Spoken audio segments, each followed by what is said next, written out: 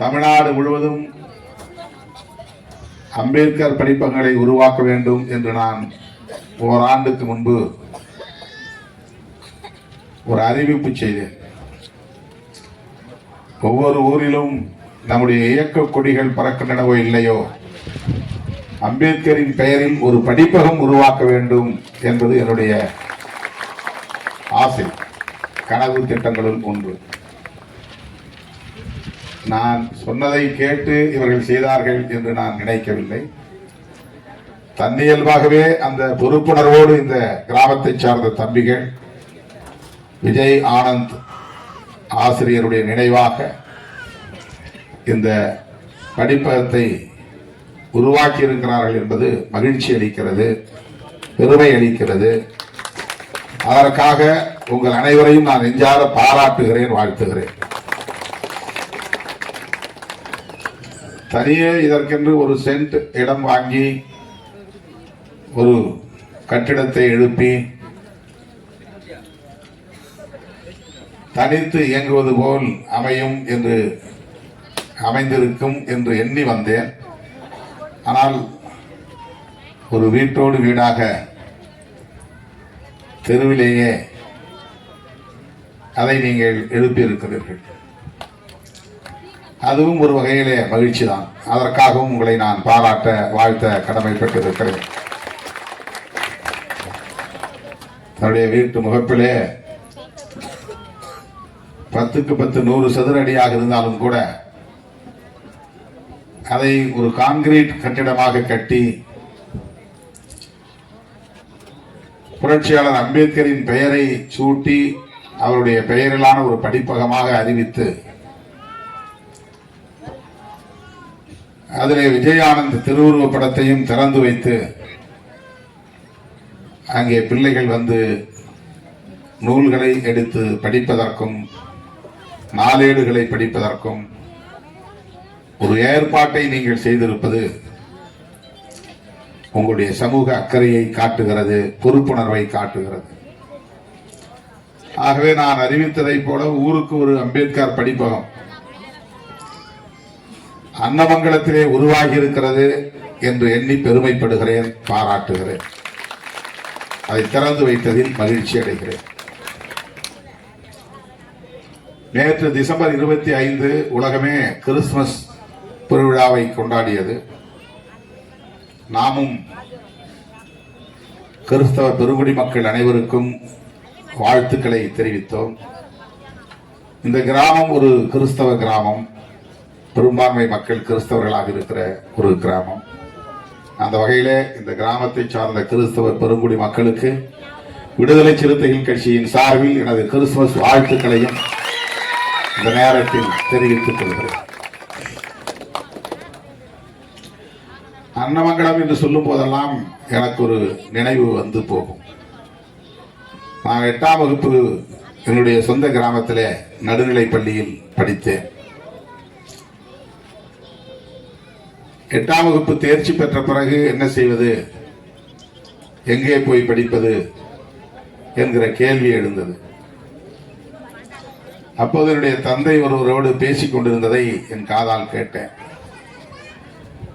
இவனை திட்டக்குடியிலோ அல்லது வேற எங்கோ போய் சேர்த்து படிக்க வைக்க எனக்கு வசதி இல்லை. பெரம்பலூருக்கு மேற்கே அன்னமங்கலம் என்று ஒரு கிராமம் இருக்கிறதா,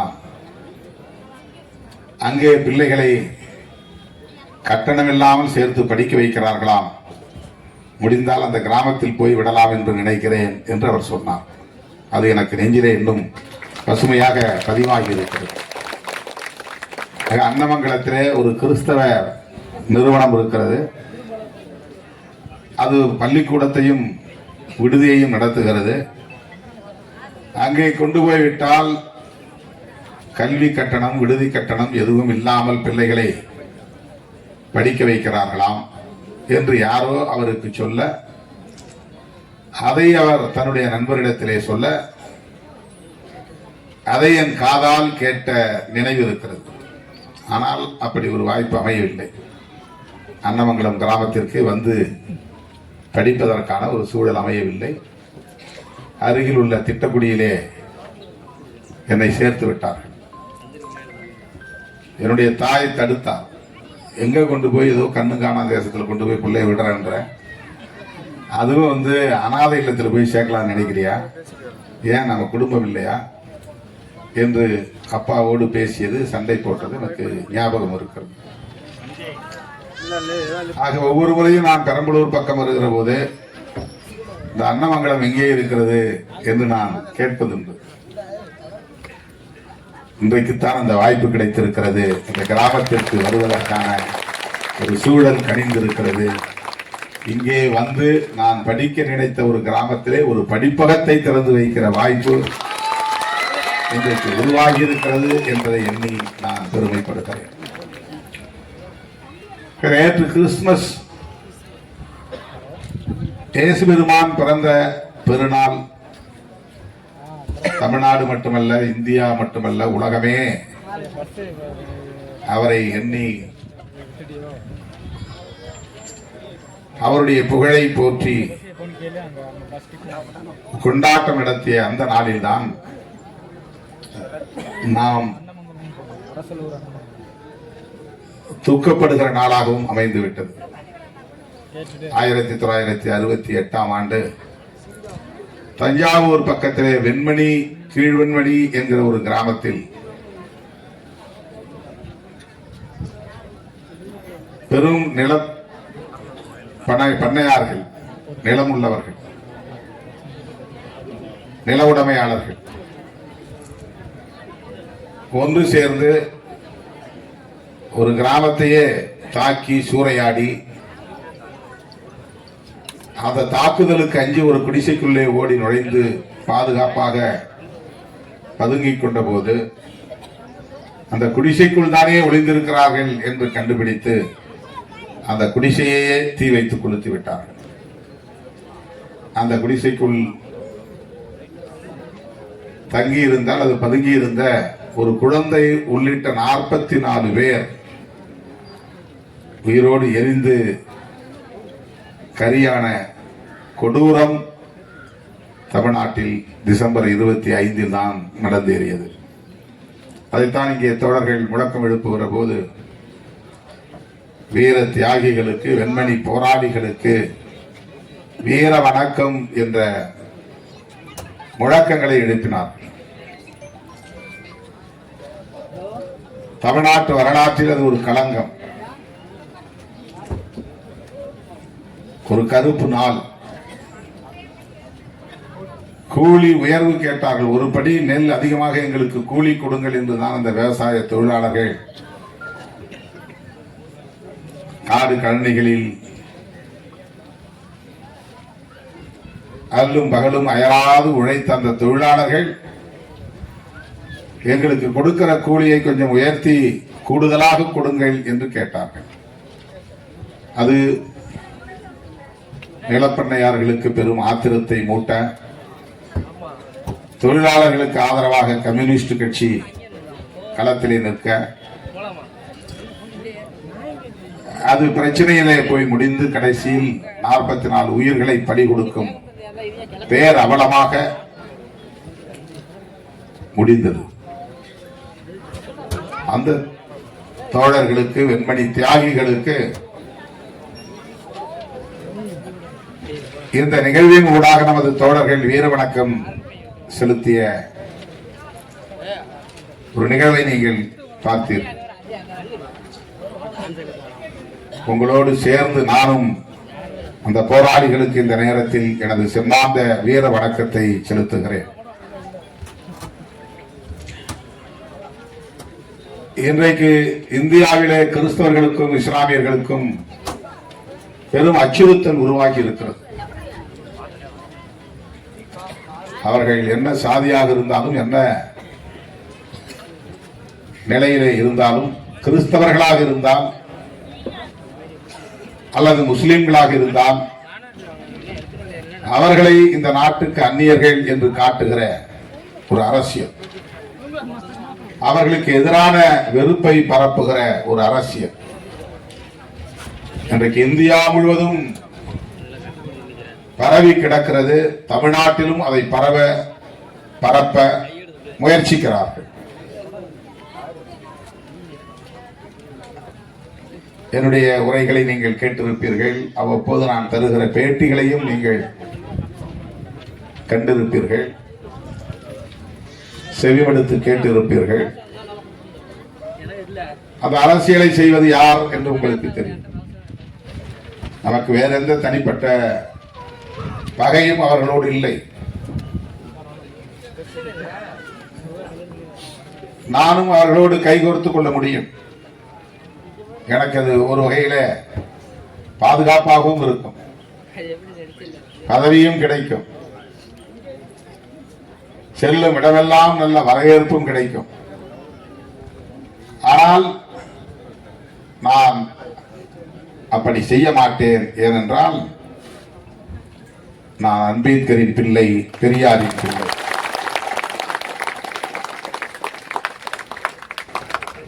புரட்சியாளர் அம்பேத்கர் அந்த அரசியலை எதிர்த்துதான் தன் வாழ்நாள் முழுவதும் போராடினார், சிந்தித்தார், எழுதினார். அவருடைய எழுத்தும் பேச்சும் இன்றைக்கு இந்தியாவின் பேசுபடும் பொருளாக மாறி இருக்கிறது. அதே நாளில் தான் அவர் 1927 என்று கருதுகிறேன், அந்த ஆண்டு மனுஸ்மிருதி என்கிற ஒரு நூலை பொது இடத்திலே போட்டு தீ வைத்து கொளுத்தினார். அதை பற்றி நாம் கேள்விப்பட்டிருக்கவே மாட்டோம். மனுஸ்மிருதி என்றால் என்ன என்று நமக்கு தெரியாது. ஆனால் அம்பேத்கர் அதை கண்டுபிடித்து, இப்படி ஒரு நூல் இங்கே இருக்கிறது என்பதை கண்டுபிடித்து, இந்த நூலில் உள்ள கருத்துக்கள் மிகவும் நஞ்சானவை என்பதை கண்டுபிடித்து, இந்த நூலில் உள்ள கருத்துக்களை பரப்பித்தான் இன்றைக்கு இந்த சமூகம் இப்படி சாதியின் பெயரால் சிதறி கிடக்கிறது, குறிப்பிட்ட சமூகத்தினர் எந்த அதிகாரமும் இல்லாமல் ஒடுக்கப்பட்டு கிடக்கிறார்கள் என்று உணர்ந்து அதை தீ வைத்து கொளுத்துவேன் என்று பொதுமக்கள் முன்னிலையில் தீ வைத்து கொளுத்திய நாளும் டிசம்பர் 25 தான். ஏன் அதை அவர் தீ வைத்து கொளுத்த வேண்டும்? மனுஸ்மிருதி என்பது என்ன? அதுதான் இந்துக்களுக்கான வேத நூல். சொல்ல போனால் பார்ப்பனர்களுக்கான வேத நூல். அந்த நூல் இருந்த காலத்தில் இந்துக்கள் என்று யாரும் கிடையாது. இன்றைக்குத்தான் இந்துக்கள் என்று எல்லோரும் சொல்லிக் கொள்கிறார்கள். பார்ப்பனர்கள் தங்களுக்காக உருவாக்கி கொண்ட ஒரு வேத நூல் தான் அது. அந்த நூலை அன்றைக்கு நாட்டை ஆண்ட மன்னர்கள்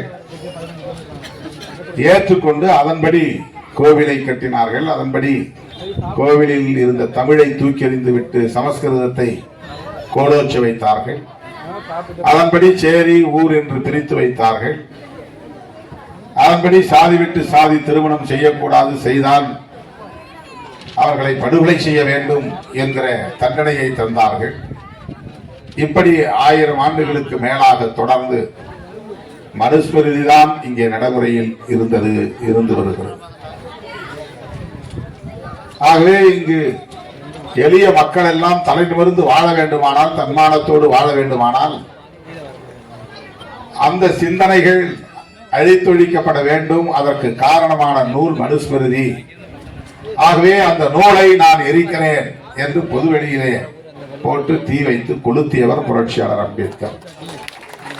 அந்த அரசியலை பேசுகிற கும்பல் தான் இன்றைக்கு பாரதிய ஜனதா கட்சி என்கிற பெயரால் நாட்டை ஆண்டு கொண்டிருக்கிறது. RSS என்கிற பெயரால் கோவில்களை ஆக்கிரமிப்பு செய்கிறது. கிறிஸ்துமஸ் அன்றைக்கு அசாமிலே, சத்தீஸ்கரிலே, ஜார்க்கண்டிலே, மேற்கு வங்கத்திலே, இப்படி பல இடங்களில், டெல்லியிலே கிறிஸ்துமஸ் விழாவுக்கான பொருட்களை விற்பனை செய்யக்கூடியவர்களை எல்லாம் தாக்கி கிறிஸ்துமஸ் விழா கொண்டாடுகிற இடங்களுக்குள்ளே புகுந்து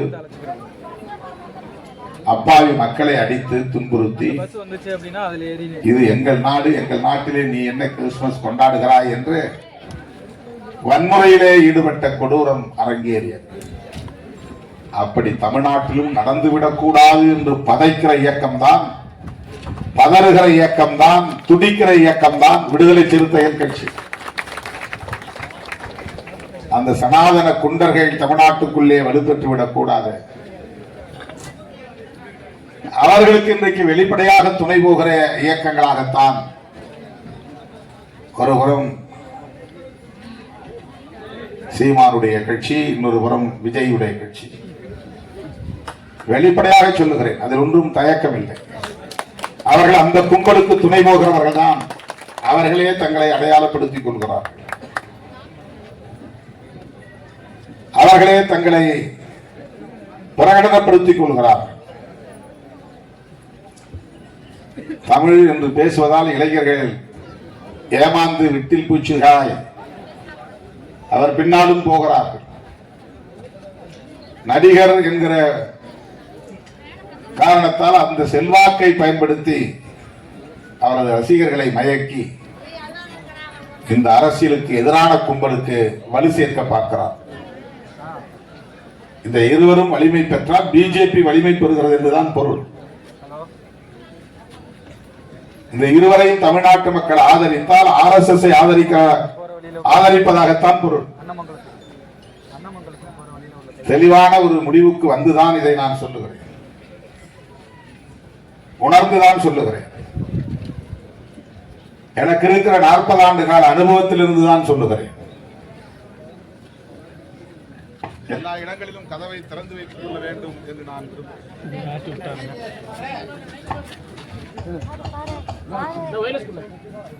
எல்லா இடங்களிலும் கதவுகளை திறந்து வைத்துக் கொள்ள வேண்டும் என்று நினைக்கிற சராசரி தேர்தல் அரசியல்வாதி அல்ல திருமாவளவன். மக்களுக்கு வேண்டாத அரசியலை கதவுகளை சாத்துவதுதான் எங்கள் பணி. பாஜகவோடு கூட்டணி இல்லை என்பதை இந்தியாவிலேயே வெளிப்படையாக முதலில் அறிவித்தவன் திருமாவளவன். அதே அரசியலை சோசியல் இன்ஜினியரிங் என்கிற பெயரில் காப்பி அடித்த பாமகவோடும் கூட்டணி இல்லை என்று சொன்னவன் தான் திருமாவளவன். அதே நிலைப்பாட்டில் தான் இன்றைக்கு இந்த 2 கட்சிகளையும் நான் அடையாளப்படுத்துகிறேன். இவர்கள் அதே சனாதன அரசியலுக்கு துணை போகிறவர்களாக இன்றைக்கு மாறி நிற்கிறார்கள். களத்தில் தங்களை அடையாளப்படுத்திக் கொள்கிறார்கள். தோழர்களே, கிறிஸ்தவர்கள் இன்றைக்கு சீமான் ஒரு கிறிஸ்தவர், விஜய் ஒரு கிறிஸ்தவர் என்றும் கிறிஸ்தவ அடிப்படையை ஆதரிக்கிற மனநிலையையும் கொண்டிருக்கிறார்கள். ஆனால் அவர்கள் யாருக்கு துணை போகிறார்கள்? யாருடைய அரசியலை பேசுகிறார்கள்? நாம் பேசுகிற பெரியார் அரசியல் என்பது அம்பேத்கர் அரசியலில் இருந்து மாறுபட்டதா? நாம் பேசுகிற மார்க்சிய அரசியல் என்பது அம்பேத்கர் அரசியலில் இருந்து மாறுபட்டதா? பெரியார் அரசியலை வீழ்த்துவேன் என்று சொன்னால் அது அம்பேத்கர் அரசியலை வீழ்த்துவதாகத்தான் பொருள். பெரியார் அரசியலை வீழ்த்துவோம் என்று சொன்னால் அது மார்க்சிய அரசியலை வீழ்த்துவதாகத்தான் பொருள். ஆகவே அவர் பெரியாருக்கு எதிராக பேசுகிறார், அம்பேத்கருக்கு எதிராக பேசவில்லை என்று நாம் கருதிவிடக் கூடாது. பெரியாருக்கும் அம்பேத்கருக்கும் இடைவெளி உருவாக்க பார்க்கிறார். பெரியார் வேறு, அம்பேத்கர் வேறு, இருவரையும் ஒப்பிட முடியாது என்றெல்லாம் பேசுகிறார்கள். அதிலே தலித் இளைஞர்கள் ஏமாந்து விடக்கூடாது. ஓபிசி இளைஞர்களுக்கு நம் மீது ஏற்கனவே நிறுவப்பட்ட வெறுப்பு இருக்கிறது. அதனால் நம் கொடி ஏறக்கூடாது, ஆனால் பாசிச பாஜக கொடி பறக்கலாம். திருமாவளவன் கொடி ஏறக்கூடாது, பாஜக கொடி பறக்கலாம் என்கிற அரசியல் புரிதல் தான் அவர்களுக்கு இருக்கிறது. ஓபிசிக்கு இடஒதுக்கீடு கொடுக்க கூடாது என்று போராடியது எஸ்சி தலைவர்கள் இல்லை, அம்பேத்கர் இயக்க தலைவர்கள் இல்லை, பாஜக தலைவர்கள் தான் மண்டல் பரிந்துரையை நடைமுறைப்படுத்த கூடாது என்று அத்வானி தலைமையிலே போராடினார்கள். வன்னியர்களாக இருந்தாலும், முக்குளத்தோராக இருந்தாலும், வேறு பிற்படுத்தப்பட்ட சாதிகள் யாராக இருந்தாலும் அவர்களுக்கு மண்டல் பரிந்துரையின் அடிப்படையிலே இடஒதுக்கீடு கொடுக்க கூடாது என்று பெரிய ரத்த யாத்திரையை நடத்தியது யார்?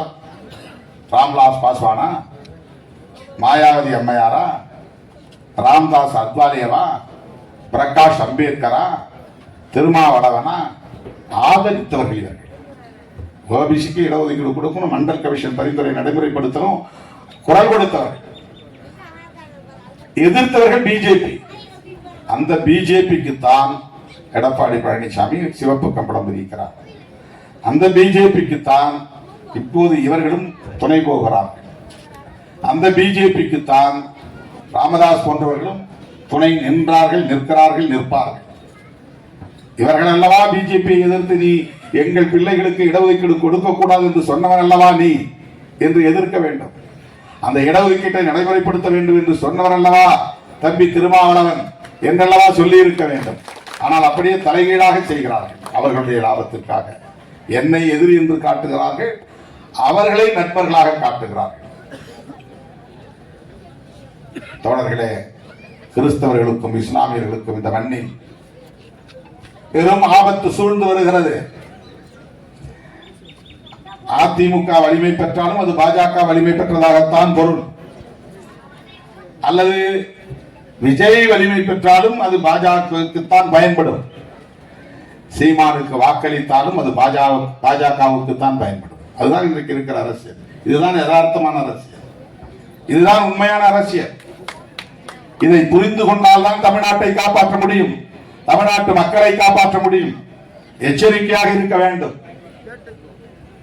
கிறிஸ்தவர்களும் இஸ்லாமியர்களும் தலித்துகளும் பழங்குடி மக்களும் இதர பிற்படுத்தப்பட்டவர்களும் காலம் காலமாக ஒடுக்கப்பட்ட இந்த மண்ணின் மைந்தர்கள், இவர்களுக்கு ஒரே பாதுகாப்பு புரட்சியாளர் அம்பேத்கரின் அரசியலும் தந்தை பெரியாரின் அரசியலும் மாமேதை மார்க்சின் அரசியலும் தான் என்பதை மறந்துவிடக் கூடாது. அந்த அரசியலுக்கு வேட்டு வைக்கிறவர்கள் யாராக இருந்தாலும் அவர்களை நாம் அடையாளம் கண்டு அந்நியப்படுத்த வேண்டும். அதற்கு இளம் தலைமுறையினர் இந்த 3 பெரும் தலைவர்களின் படங்களை முதலில் பார்க்க வேண்டும். ஒவ்வொரு படிப்பகத்திலும் இந்த 3 பேர் படம் இருக்கும். ஒவ்வொரு படிப்பகத்திலும் இந்த பெயர்கள் அவ்வப்போது உச்சரிக்கப்பட வேண்டும். அவர்கள் எழுதிய தத்துவங்களை இவர்கள் படித்து புரிந்து கொள்கிறார்களோ இல்லையோ, அந்த பெயர்களை 5ஆம் வகுப்பு மாணவன், 6ஆம் வகுப்பு மாணவன் 10 வயதிலேயே உச்சரிக்கவும், அந்த பெயர்களை தம் காதுகளால் கேட்கவும், அவர்களின் பெயரை நாவால் உச்சரிக்கவும் வாய்ப்பை ஏற்படுத்தி தருவதற்கு இந்த படிப்பகம் பயன்பட வேண்டும். அந்த வகையிலே இளைஞர்கள் விழிப்பாக இருந்து மாமேதை மார்க்ஸ், தந்தை பெரியார், புரட்சியாளர் அம்பேத்கர் ஆகியோரின் சிந்தனைகள் அடங்கிய வெளியீடுகளை எல்லாம் இந்த படிப்பகங்களில் வைத்து பிள்ளைகளை படிப்பதற்கு, பாடத்திட்டங்களை தாண்டி கற்பதற்கு வாய்ப்புகளை உருவாக்கி தர வேண்டும் என்று சொல்லி உங்கள் அனைவரையும் பாராட்டி வாழ்த்தி வாய்ப்புக்கு நன்றி கூறி முடிக்கிறேன். நன்றி, வணக்கம்.